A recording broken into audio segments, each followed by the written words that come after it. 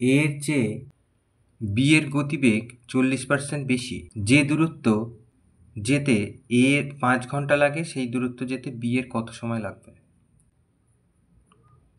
তাহলে এখানে আমরা মনে করি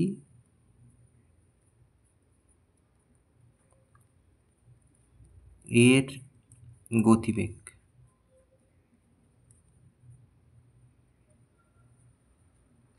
একশো কিমি পার ঘন্টা। 100 কিমি ধরলাম, পার্সেন্টেজ হিসেব করতে সুবিধা হবে তাই। তাহলে অতএব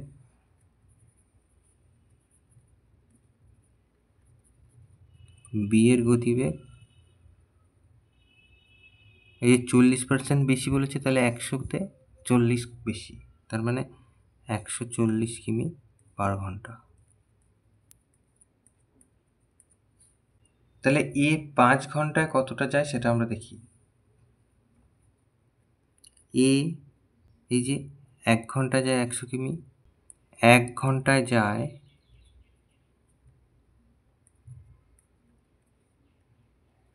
100 কিমি।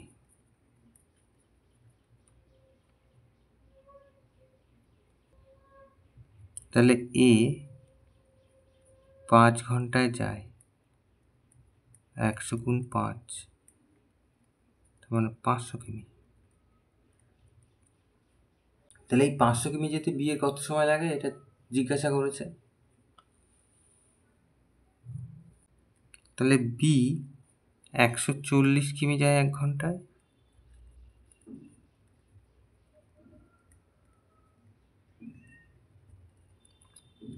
এক কিমি যায় 1/140 ঘন্টায়। তাহলে অতএব বি 500 কিমি যায়, 1 গুণ 500 তলায় 140 কিমি।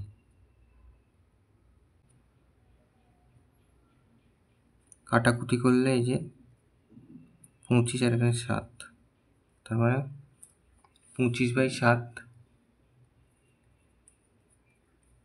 এত ঘন্টা। তার মানে হচ্ছে 7 দিনে 21 আর 4 25, তার মানে এত ঘন্টা।